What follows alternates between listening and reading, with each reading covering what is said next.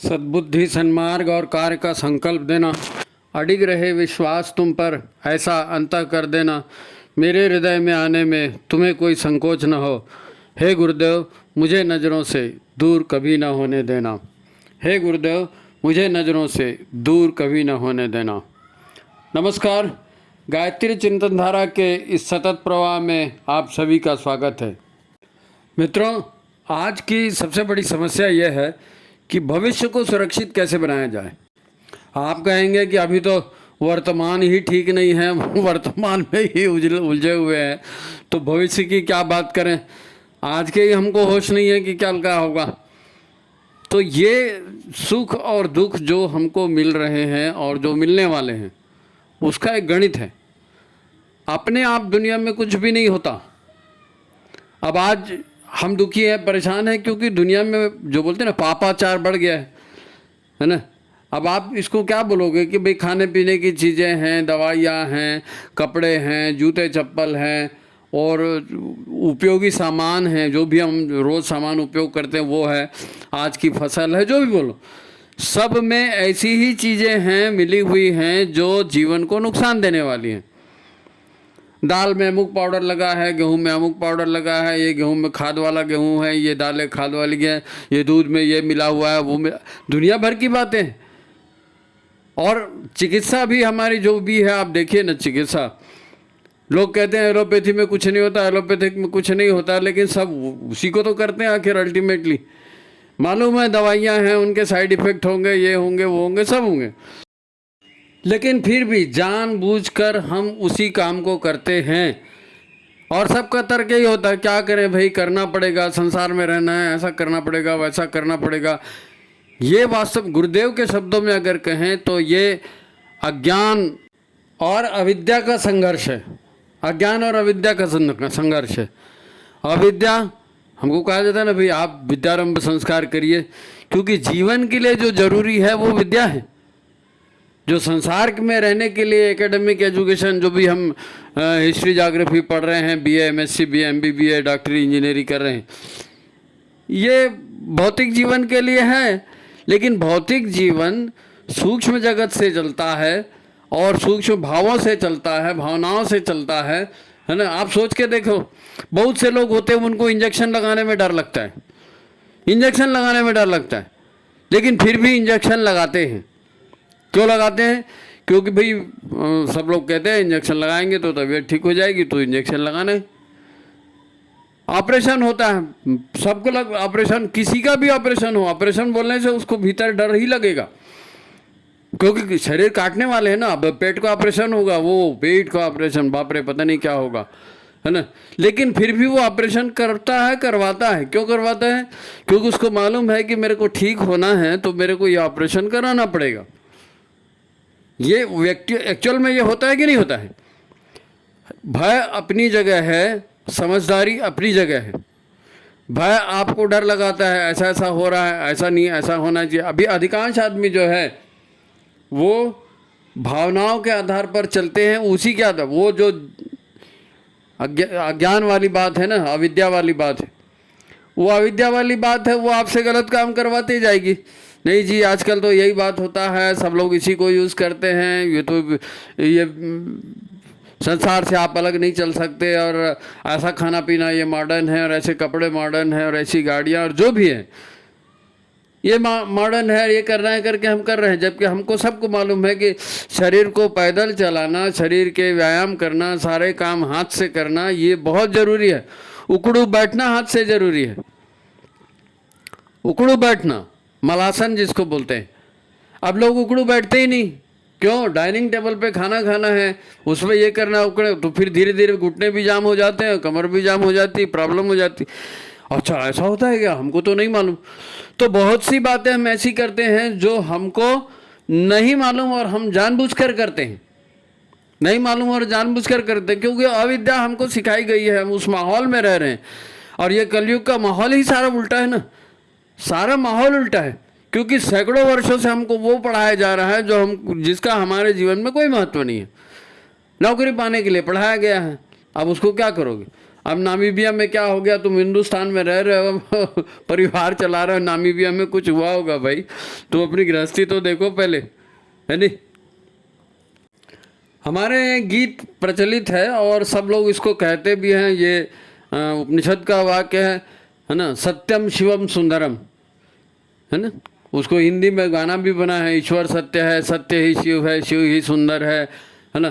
तो उसमें ये भी बोला गया, जागो उठकर देखो जीवन ज्योत उजागर है, जीवन की ज्योत उजागर है, आपके भीतर में प्राण है और वो प्राण आपको जीवन दे रहा है, लेकिन उसको उजागर रखना है, उस प्राण को कम नहीं होने देना है, उस प्राण को कम नहीं होने देना। अभी बता रहे हैं लोग बाग, मैं एक वीडियो देख रहा था तो किसी पाकिस्तानी का वो वीडियो था जो अमेरिका में रहता है, और उसने वीडियो डाला था, वो पंजाबी में बोल रहा था, पंजाबी पाकिस्तानी होगा, तो उसने अल्लाह की कसम और दुनिया भर की कसम वसम खा करके उसने वीडियो डाला, बोला कि भाई 2019 में जो कोरोना आया था उससे भयंकर बीमारी फैलाने का बिल गेट्स का इरादा है, और बिल गेट्स बहुत बड़ी भयंकर बीमारी उसी तरह की फैला रहा है जो वायु में फैलेगी और लोगों को ग्रस्त करेगी।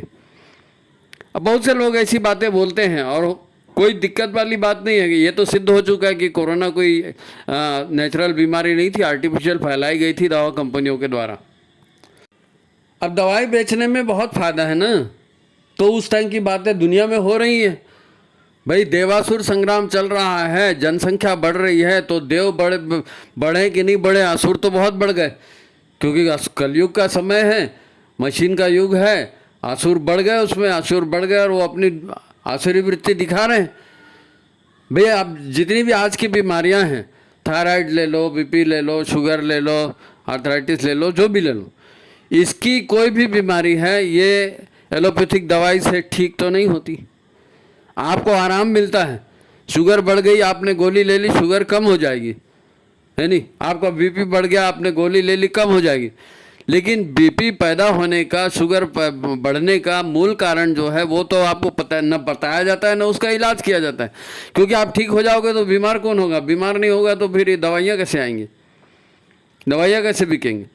दवाइयाँ उसका मेन उद्देश्य है ना भाई। जेनेरिक दवाइयाँ डॉक्टर नहीं लिखते, क्यों नहीं लिखते, इसीलिए नहीं लिखते कि जेनेरिक दवाइयों में कमीशन कम रहता है। अब वो दवा कंपनियां आती हैं, डॉक्टर को भरपूर कमीशन देती हैं, बिक्री वाले को भरपूर कमीशन देती हैं, और फिर वो बिकती हैं अनाप शनाप। अभी कोरोना की वैक्सीन आई थी तो मुश्किल से 50 रुपए की वैक्सीन हमारे यहाँ दे रहे थे, 50 रुपए की, लेकिन उसको $200 और $250 में अमेरिका बेच रहा था। डॉलर मतलब अपने यहाँ से 100 गुना पकड़ लो, ज़्यादा 20,000 की हो गई वो। तो 50 रुपए की चीज़ को 20,000 में बेच के भाई कमाई कितनी होगी, जिसमें ज़्यादा कमाई होगी वही करना है। तो इसमें कोई मेरे को संदेह नहीं है, हो सकता है आगे चल के ऐसी बीमारी आ जाए जो कोरोना से भी भयंकर हो। तो सवाल यह है कि हमको बचना कैसे है, बचना कैसे। नहीं साहब हम तो परेशान हैं, तनख्वाह पूरी नहीं रही है, हम परेशान हैं, घर ठीक नहीं है, ऐसा है वैसा है वैसा है वैसा, बहुत सारा है। इस बात को समझना पड़ेगा। हमारे यहाँ गुरुदेव ने जो बात बताई है, गुरुदेव ने कहा कर्म 3 प्रकार के होते हैं और कर्मों का ही परिणाम मिलता है, ये तो जग जाहिर है नहीं।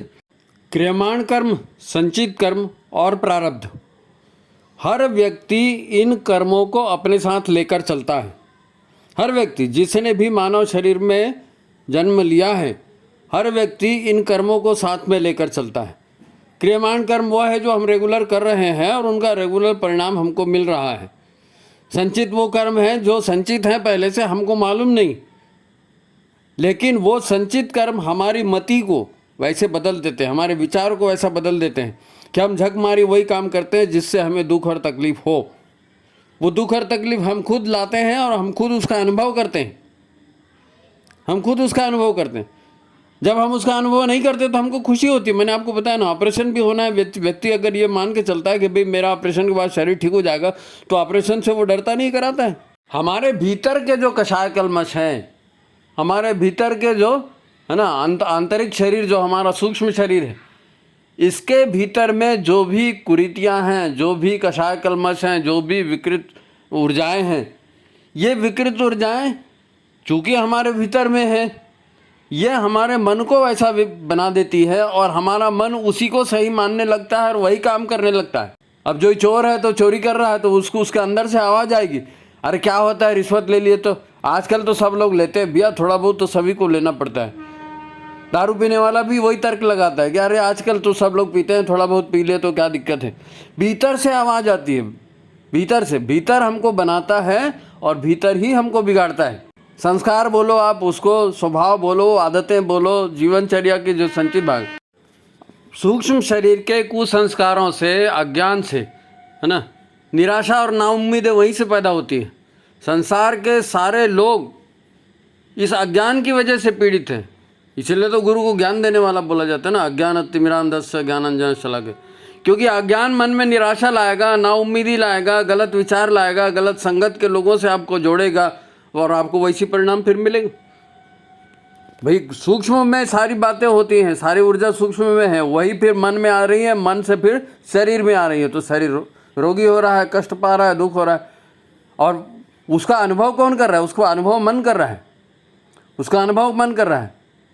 आप सोच करके देखिए, खाना खाना सबके लिए ज़रूरी है, ठीक है, लेकिन एक महिला है घर में खाना बनाती है, फिर खाना बना के सबको परोसती है, पता चला कि घर में दाल ख़त्म हो गई, क्योंकि अच्छी बन गई, किसी ने खा लिया, तो वो आखिरी तक लोग उसको मांगते रहते हैं, वो दाल देते रहती है, वो ये नहीं बोलती कि दाल ख़त्म हो गई अब दाल मत लो।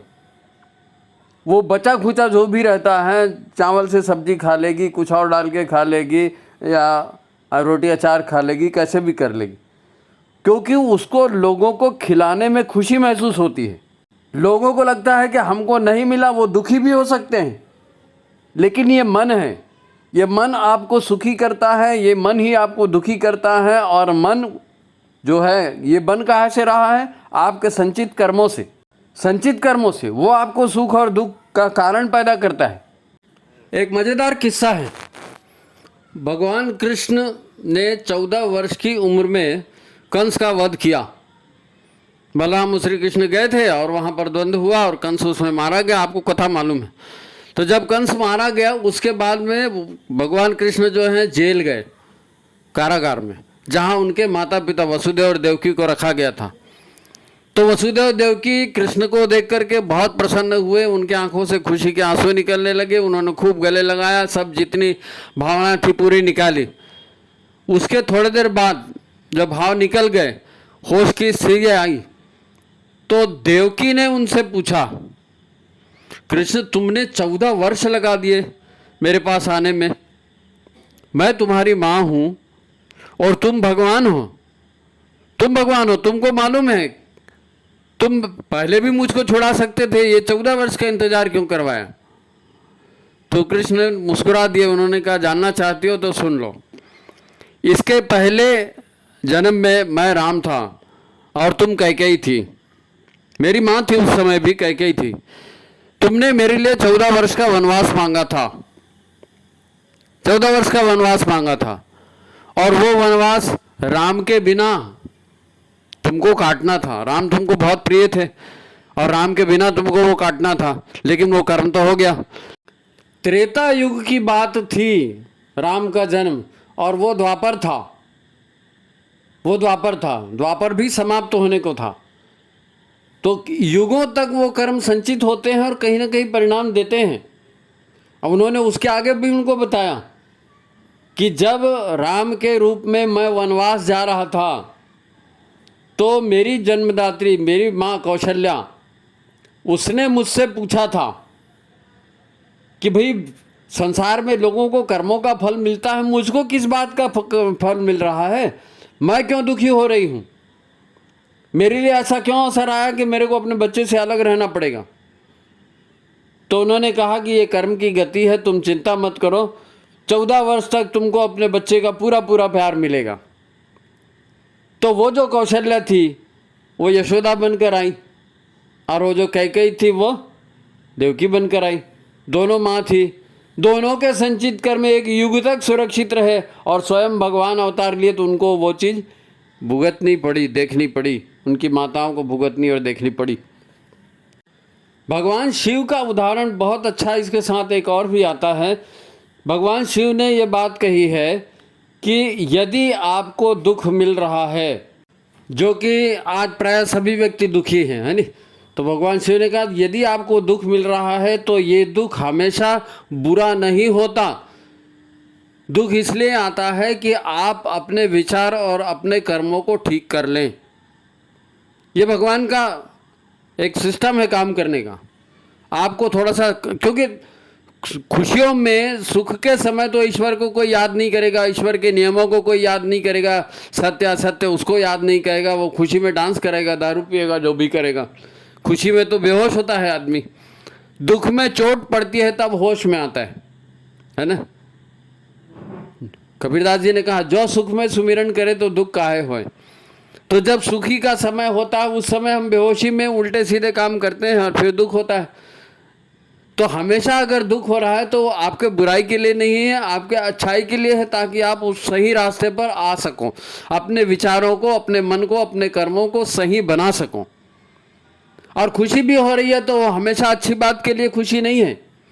कभी कभी आपके भीतर के कुसंस्कार जागते हैं, कभी कभी आपके भीतर के कषाय कलमश जागते हैं और वो आपसे ऐसे काम करवाते हैं कि आपके पाप का घड़ा और भरे, आपके पाप का घड़ा और भरे, क्योंकि पाप का घड़ा भरने पर ही फूटता है, बोलते ना। तो आपने आधे, आपके पास जो भी संचित कषाय कलमश है मान लीजिए, उसमें आधे पाप के हैं, आधे पुण्य के हैं, है ना, या थोड़ा सा ज़्यादा है पाप, पुण्य थोड़ा कम है। तो भगवान वो पाप को और बढ़ाता है और बढ़ाता है और बढ़ाता है, ताकि आप उसको ख़त्म कर डालो, आप पूरा पाप ही ख़त्म कर दो, आप बुद्धि भी नहीं आएगी। नहीं तो आपकी बुद्धि हमेशा ही उल्टी बनते रहेगी ना, हमेशा उल्टी बुद्धि बनते रहेगी, तो फिर आप हमेशा ही गलत काम करोगे। इसलिए ले, अगर तुम नहीं सुधरते ना तो फिर अब तुम खुशियाँ ही लो, खुशियाँ ही लो, उसको ज़िंदगी भर खुशी खुशी देते हैं, उसका अहंकार बढ़वा देते हैं, उसको लगने लगता है कि मैं सब जानता हूँ, मैं ही सब करता हूँ, और अहंकार फिर नाश की जड़ बनता है। तो उसको पैसे वाला बनाएंगे, उसको जमींदार बनाएंगे, उसको मंत्री संतरी बनाएंगे, जो भी राजा बनाएंगे, व्यापारी बनाएंगे, कुछ भी बनाएंगे, ताकि पैसा उसके पास आए। कनक कनकते 100 गुनी माधकता अधिपाए, ये बात बौरात है वो पाए बौराए। आपको सत्ता मिलेगी, आपको सोना चांदी मिलेगा, आपको सारा वर्चस्व मिलेगा, आप बौराएंगे और वही काम करते जाएंगे। इसलिए सुख और दुख, दुख हमेशा बुरा करने के लिए नहीं आते और खुशियां हमेशा अच्छा करने के लिए नहीं आती। इसलिए दुख और सुख में एक समान रहने को कहा जाता है। दुख और सुख में एक समान रहने को कहा जाता है कि दुख मिला है तो ज़्यादा दुखी मत बनाओ, दिन है पलटेगा, और खुशी है तो ज़्यादा खुशी भी मत मनाओ, दिन है तो पलटेगा। और दिन की सबसे अच्छी खास बात है कि वो पलटता भी है, सभी के दिन पलटते हैं, सभी के दिन पलटते हैं। बहुत से लोग होते हैं जो कहते हैं भाई हमने इतनी पढ़ाई की है और हम इतना अच्छा व्यवहार करते हैं, हम फलाने गुरु के भक्त हैं, फलाने शिष्य हैं, फलाना जाप करते हैं, उसके बावजूद भी हमारे दिन ऐसे जा रहे हैं। कई लोग हमको व्हाट्सअप करके पूछते हैं कि भाई कितनी माला करूं, कितनी माला करूं कि मेरा ये काम हो जाए। अब मैं उसको क्या बताऊं कि कितनी माला करूं, इसका जवाब कोई नहीं दे सकता। लेकिन एक बात, मैं एक छोटा सा उदाहरण आपको बताता हूं। जब किसी वृक्ष का बीज बोया जाता है, किसी फसल को बोया जाता है, तो कितने दिन में अंकुर निकलता है। आप सरसों बोओगे, हो सकता है दूसरे दिन अंकुर निकल जाए। धनिया के बीज बोओगे तो हो सकता है 1 हफ्ता निकल जाए, 15 दिन निकल जाए धनिया के बीज अंकुरित होने के लिए। एक पौधा होता है, उसको बोलते हैं Chinese bamboo. Chinese bamboo, China का वो बाँस है। तो चाइनीज़ बेम्बू के जब बीज लगाए जाते हैं तो चाइनीज़ बेम्बू के बीज तुरंत नहीं फलते, तुरंत उगता नहीं है, अंकुरित नहीं होता है, और उसको अंकुरित होने में इतना समय लगता है कि तब तक व्यक्ति निराश हो जाता है, छोड़ देता है उसको। आपको जान के आश्चर्य होगा कि चाइनीज़ बेम्बू का बीज 5 वर्ष में अंकुरित होता है। 5 वर्ष तक आप उसको पानी देते रहिए, देते रहिए, देते रहिए, 5 वर्ष के बाद वो अंकुरित होता है। लेकिन जैसे ही अंकुरित होता है तो 6 महीने के अंदर में उसकी हाइट बढ़ते जाती है और वो 125-150 फीट ऊंचा हो जाता है। 125-150 फीट ऊंचा 6 महीने में। जबकि 5 साल से जमीन में था, पानी पड़ रहा था, तब उसमें अंकुर भी नहीं निकल रहा था। क्यों होता है ऐसा? नहीं, ये नेचर है, नेचर को हमको समझना पड़ेगा। हम आज ठीक कर रहे हैं फिर भी दुखी हैं, क्यों दुखी? तो आप समझिए तो सही बात को। चाइनीज बेम्बू का हाल बताया ना, 5 साल में अंकुरण निकल रहा है। तो हमारे भी कर्म है ना, कई पढ़े हैं। अब आप उसमें निराश हो जाओगे और छोड़ोगे कि नहीं भाई माला जाप करने से कुछ नहीं होता, ऐसा करने से कुछ नहीं होता, या धर्म बदल दे या कुछ नहीं होता, सब ऐसे दारू पीना शुरू कर दे, तो आपकी मर्जी, आप चाहो तो कर सकते हो। लेकिन धीरज और ईश्वरीय व्यवस्था पर विश्वास, ये तो होना जरूरी है। धीरज रखेंगे, ईश्वरीय व्यवस्था पर रखेंगे विश्वास, तो फिर आपका जीवन बेहतर चलेगा। अब आप कोशिश करते हैं लेकिन ऐसा हो नहीं पाता है, तो इस बात को समझना पड़ेगा। हर व्यक्ति के लिए ये बात है, ध्यान से सुनिए। हमने अपने बारे में, अपने खुद के बारे में, हम अपने बारे में धारणा बनाते हैं ना, हमने अपने बारे में जो धारणाएं बनाई हैं, जो विचार बनाए हैं, और जिन भावों को हमने पाल कर रखा है, जिन भावों को हमने पाल कर रखा है, हम अपने आप ही वैसे बनते चले गए हैं। जिस तरह के भाव रखें उसी तरह का हमारा शरीर होता है, उसी तरह की और शरीर का स्वास्थ्य होता है। स्त्री और पुरुष भी भावना के आधार पर ही बनते हैं, क्योंकि आपकी जिसकी मृत्यु होती है वो स्थूल शरीर ही तो छोड़ता है, सूक्ष्म शरीर तो रहता ही है। तो सूक्ष्म शरीर में पुरुषोचित भाव रहेगा तो पुरुष बनेगा, महिलाओचित भाव रहेगा तो महिला बनेगी। ये सब भीतर के संचित कर्मों की ही बात है। जो 3 कर्म आपको बताए ना, क्रियमाण कर्म, संचित कर्म और प्रारब्ध, ये कर्मों का ही खेल है, ऊर्जाओं का ही खेल है। इसलिए जागरूक रहना है, इसलिए गायत्री का जाप करना है, ताकि संचित कषाय कलमश भस्म हो सके, ताकि भीतर की पवित्रता बढ़ सके, सब भीतर में सविता का प्रखर तेज प्राण जागृत हो सके। इसके लिए गायत्री मंत्र है। अब कितने दिन में वो गायत्री मंत्र सफल होगा ये कौन बताएगा आपको? वो तो कितना कचरा भीतर जमा है उसके ऊपर डिपेंड करता है ना। हमको वही नहीं मालूम तो कैसे करेंगे? इसीलिए शिव जी ने ये कहा है, शिव जी का वचन है कि हर इंसान के साथ जो बुरी लगने वाली बातें हो रही हैं वो बातें आखिर में उसके भलाई के लिए ही हैं। आपको ईश्वर के नियमों पर और गुरु के शिक्षा पर विश्वास रखना पड़ेगा। ये विश्वास ही आपको सफल बनाएगा। गुरु पर विश्वास और ईश्वरीय व्यवस्था पर विश्वास। आज बुरी बात है तो आप ये मानकर क्यों नहीं चलते कि ठीक है, बुरे दिन है, कट जाने दो, पाप कट जाएगा, कल तो अच्छे दिन आएंगे, अच्छे दिन आएंगे। क्योंकि सत्यम शिवम सुंदरम वेद वाक्य है। वेद कह रहे हैं, आप सत्याचरण कर रहे हैं और आप कल्याणकारी काम कर रहे हैं तो सुंदर वो होगा ही होगा, सुंदर होगा ही होगा। आप विश्वास रखिए। आज अगर दिन बुरा है तो उस पर रोने की जरूरत नहीं है, आपको खुश होना चाहिए। काट रहे हैं, पाप कट रहा है, जो भी बुरा था वो खत्म हो रहा है तो अच्छी बात है ना। कर्मण्येवाधिकारस्ते मा फलेषु कदाचन। आपके हाथ में केवल कर्म करना है, फल आप नहीं जान सकते, क्योंकि वो अंदर सूक्ष्म शरीर में है, कषाय कलमश के रूप में। वो आपके सूक्ष्म शरीर का अहम हिस्सा है, तो उसकी सफाई करना है। समय तो लगेगा, पता नहीं क्या क्या है, कितना कितना है। इसलिए फल आपके हाथ में नहीं दिया। फल जो है ईश्वर की इच्छा अनुसार, जब ईश्वर का रूल फॉलो करेगा तब वो उतना वो हुआ। अब रामचरितमानस हमारे यहाँ एक पूज्य ग्रंथ है, लोग पढ़ते नहीं हैं, वो बात अलग है। कई लोगों के घर में रहता भी है, कई लोगों के घर में नहीं भी रहता है, लेकिन रामचरितमानस जीवन की शिक्षा देने वाला ग्रंथ है। अगर आप उसको ईश्वरी नहीं भी मानते तो भी जीवन की इतनी गहराई से शिक्षा दी गई है रामचरितमानस में कि अगर आपको सुखी होना है तो आपको रामचरितमानस का अर्थ सहित समझना चाहिए। और रामचरितमानस की शुरुआत में तुलसीदास जी ने ये बात बोली है, भवानी शंकरौ वंदे श्रद्धा विश्वास रूपिणौ। मैं शिव की और माँ भवानी की श्रद्धा और भक्ति के रूप में वंदना करता हूँ, है ना। क्योंकि उनकी कृपा के बिना आपको ज्ञान उतरेगा नहीं, उनकी कृपा के बिना ज्ञान आपको समझ में आएगा नहीं। आज गुरुजी से लोग जुड़ गए हैं, मिशन से लोग जुड़ गए हैं, अच्छे कार्यों के साथ लोग जुड़ गए हैं, बार बार उनके मन में शंका होती, ऐसा कर देंगे तो क्या होगा, ऐसा तो सभी लोग करते हैं, ऐसा नहीं करेंगे तो क्या होगा, अरे आजकल तो ये चलता है, ऐसा थोड़ा सा कर देंगे तो क्या होगा।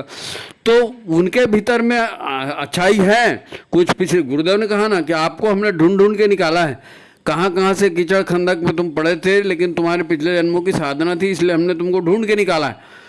तो ढूंढ के निकाला है, अब इसमें जुड़ गए हो तो अभी साधना कर लो, अभी अपने जीवन व्यवहार को ऐसा बना लो, है ना। क्योंकि अभी बुरे दिन आ रहे हैं ना, युग पलट रहा है, दुष्ट आत्मा या तो दुष्टता करेंगी, जो लोग जिनके बहुत ज़्यादा कषाय कलमश हैं वो तो उल्टे फार्मूले को ही सही मानेंगे ना, कि खाओ पियो ऐश करो, खाओ पियो ऐश करो, खाओ पियो ऐश करो, लूटो खसोटो, अरे जो भी करो है तो सब चलेगा, हैं, वीर भोग्या वसुंधरा, आपके भीतर वीरता होनी चाहिए।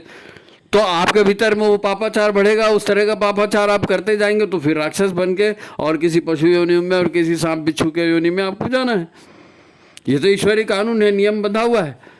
मनुष्य में रहने के लायक आज जिनको भी मनुष्य शरीर मिला है वो सब पुण्यात्मा हैं, वो सब पुण्यात्मा हैं, नहीं तो मनुष्य शरीर ऐसे ही थोड़ी मिलता है। लेकिन दुष्ट से दुष्ट व्यक्ति को भी ईश्वरीय ज्ञान, गुरु का ज्ञान, संदेश पहुंचता है, लेकिन उसके भीतर में संस्कार अच्छे होंगे तो वो पल्लवित होगा, संस्कार अच्छे नहीं होंगे तो वो पल्लवित नहीं होगा। और या तो पाप के घड़े को भरेगा या पुण्य के घड़े को भरेगा, दोनों में से एक काम होगा। तो गुरु के साथ जुड़े हैं, पुण्य का घड़ा भरना है, विश्वास रखना है, श्रद्धा और विश्वास। और गुरु ने ऐसी कोई बहुत बड़ी चीज़ें तो बताई नहीं। ये सनातन का संदेश है, आदिकाल से हमारे यहाँ सनातन संस्कृति में इन्हीं बातों को संस्कार के रूप में उभारने की बात की गई है। परिवार का निर्माण है, शादी ब्याह है, संबंध है, नाते रिश्तेदार हैं, इन सबको रखा गया है ताकि इन सब के साथ हम रहना सीखें, प्रेम बांटना सीखें, विश्वास करें, एक दूसरे की सहायता करें। अरे लोगों की सहायता को धर्म माना गया ना, कर्तव्य माना गया है। सेवा को परम धर्म, अहिंसा परम धर्म। तो सेवा और अहिंसा आप करेंगे तो आपके सारे पाप कटेंगे, ये जरूरी है। तो कटने दीजिए ना इनको। तुम बेसहारा हो तो किसी और का सहारा बनो, तो सिनेमा का एक गीत है, तुम बेसहारा हो तो किसी का सहारा बनो। तो यही है, आप पाप कटेंगे, आपके निगेटिविटी खत्म होगी, आप पॉजिटिव बन जाओ। लेकिन इसने मेरा बिगाड़ दिया, मैं तो उसको जिंदा नहीं छोड़ूंगा, तो फिर बन जाओ, फिर भूत प्रेत बन जाओ, भूत प्रेत। क्योंकि ये बाप ये लेकर के आप अगले शरीर में, शरीर ही नहीं मिल पाएगा, इतनी उत्तेजना होगी तो भूत प्रेत के रूप में भटकते रहोगे। तो क्या करें, क्या करें? प्रश्न यही उठता है, क्या करें? तो जागरूक रहना है। जब आपने गुरु बना लिया है, गुरु की शिक्षाओं का आपने अध्ययन कर लिया है, तो वो दिमाग में मत रहे, वो जीवन व्यवहार में उतरे। आपको लगातार अपने आप को वॉच करना पड़ेगा, अपने आप के बारे में सोचना पड़ेगा कि मैं ये कर रहा हूँ, गुरुदेव ने ऐसा कहा है, करूँ कि नहीं करूँ। मैं ये कर रहा हूँ, गुरुदेव ने ऐसा कहा है, करूँ कि नहीं करूँ। और गुरु के ओर से अगर परमिशन आती है, हाँ ऐसा कहा है तो करना है, वॉच करना पड़ेगा आपको। नहीं तो मन आपको भटकाएगा, मन आपको भटकाएगा। मन का काम ही है, वो भीतर की ऊर्जाओं को निकालता है, उनको क्रियान्वित करता है। लेकिन गुरु जो है वो अज्ञान तिमिरांधस्य, वो ज्ञानांजन शलाकया के रूप में उन कालिमाओं को भस्म करते हैं। इसलिए गुरु के इशारों को बार बार वॉच करना पड़ेगा, समझना पड़ेगा। वही एकमात्र कल्याणकारी मार्ग है। गुरु और गायत्री सद्ज्ञान और सदचिंतन देते हैं। गुरु और गायत्री सद्ज्ञान और सदचिंतन देते हैं। जब सद्ज्ञान और सदचिंतन भीतर उतरते हैं ना, तो मन को भी आप समझा सकते हो, फिर मन भी उसके विरुद्ध नहीं जाएगा। श्रद्धा आपकी बैठ गई, श्रद्धा उसका आधार बन गया। भवानी शंकरो वंदे श्रद्धा विश्वास रूपिणो। तो श्रद्धा विश्वास आपका आधार बन गया, उस आधार पर जो है आप आचरण करना शुरू करेंगे। ईश्वर ने नीच योनि से निकाल करके मनुष्य योनि में हमको जन्म दिया है, तो ये संघर्ष का समय है। हमको यहाँ से देव योनि में जाना है। और किससे लड़ना है? आसुरी वृत्तियों से और कषाय कलमशों से लड़ना है, नकारात्मकता से लड़ना है, निगेटिव एनर्जी से लड़ना है। और दुनिया में जितनी भी बड़ी बड़ी लड़ाइयाँ हैं, विश्व युद्ध, महायुद्ध, कुछ भी बोल लो आप, सबसे बड़ा युद्ध है जो व्यक्ति के भीतर लड़ा जाता है। ये युद्ध अज्ञान, दुर्मति और विषय विकारों जैसे नकारात्मकता से होता है। तो लगातार जागृत रह के इनके ऊपर ध्यान देंगे तब तो इनको समझा पाएंगे। क्योंकि अज्ञान है ना, वो उसको बिगाड़ता है। और सद्ज्ञान जो आया, गुरु के ज्ञान जो आया, अगर सद्ज्ञान अंदर में बैठ गया तो वो फिर बुराई को उगने नहीं देगा, बुराई को उगने नहीं देगा। उसको मालूम है कि ये काम सही है, तो फिर वो उसी को करेगा, चाहे दुनिया करे चाहे नहीं करे। वो बोलेगा तुमको नहीं मालूम, मैं जानता हूँ यही करना है। मन की यही पद्धति है काम करने की। जब बुरे विचार भीतर से आते हैं तो वो भी ऐसे ही चिपक जाते हैं ना। तो अभी बुरे विचार चिपक रहे थे, अब उनको हटा के गुरु के विचार को चिपकाना है। और एक बार श्रद्धा बैठ गई गुरु के विचार पर, तो मन भी आपको उन्हीं बातों को मानेगा ना। बस आपको जो है जागृत होना है, चैतन्य रहना है। यदि आप जागृत होंगे तो आप इस बात को समझ सकेंगे कि मेरे मन में ये विचार उठ रहे हैं तो ये क्यों उठ रहे हैं, इसके पीछे कारण क्या है। क्या इसके पीछे लोभ है, इसके पीछे क्रोध है, इसके पीछे और कौन से कारण है ना, अज्ञान है। तो जब आपको कारण समझ में आएगा तो आप उस कारण को आसानी से दूर कर सकेंगे। इसलिए जागरण जरूरी है, सचेत रहना जरूरी है, अपने आप को जागृत करके हर बार अपने आप को गलत रास्ते पर जाने से रोकना जरूरी है। इतना याद रखिए कि जागृत व्यक्ति ही सत्कर्म करेगा, सच्चिंतन करेगा। जागृत व्यक्ति ही सच्चिंतन सत्कर्म करेगा। उसी जागरण के लिए तो सारी गुरुदेव की शिक्षा है पूरी। जितने भी गलत काम होते हैं मनुष्य के द्वारा वो सभी नशे में होते हैं, बेहोशी में होते हैं, अहंकार की वजह से होते हैं, काम क्रोध लोभ मोह की वजह से होते हैं। इन्हीं की वजह से व्यक्ति गलत काम करता है, मति मारी जाती है, बेहोश हो जाता है। बेहोशी और क्या है, आप अपने अस्तित्व में नहीं हो, कोई दूसरे भावों ने आपके मन मस्तिष्क पर कब्जा कर लिया है, वो बेहोशी है। दारू ने कब्जा कर लिया, दारू के नशे में हो हैं। कोई भी नशे की दवा आप करते हो उसके नशे में हो। दर्द निवारक दवाएं खाते हैं तो दर्द गायब हो जाता है ना, ये सब ऐसे ही बात है। तो व्यक्ति नशे में, किसका नशा है ये सब कुसंग का नशा है। ये सब हमने जो अहंकार पाल करके रखा है उसका नशा है, कषाय कलमश जो हमने पाल के रखे हैं उसका नशा है। तो उससे हट करके और आपको ट्रैक चेंज करना है ना। असली विचार क्रांति क्या है, असली विचार क्रांति यही है कि विचारों को बदलना। वो विचार बदलेंगे कैसे, हमारे विचार थे उसको खत्म करके गुरुदेव के विचार स्थापित करना है। तो विचार क्रांति अभियान अपने आपके भीतर होना है। विश्व का सबसे बड़ा महायुद्ध आपके भीतर में है, वैचारिक क्रांति आपके भीतर में। तो फिर हमारी शुभकामनाएं आपके साथ में है, ये विचार क्रांति आपके भीतर हो और विचार क्रांति आपके भीतर में सफल हो, आपका जन्म सफल हो। गुरुदेव माता जी की सहायता आपको सदा मिलती रहे। इसी बात के साथ आज की बात समाप्त करते हैं। वीडियो अच्छा लगता है तो आप लाइक कीजिए, शेयर कीजिए, ज़्यादा से ज़्यादा लोगों तक पहुंचाइए विचार क्रांति अभियान की चर्चा। ठीक है, सभी को प्रणाम, नमस्कार।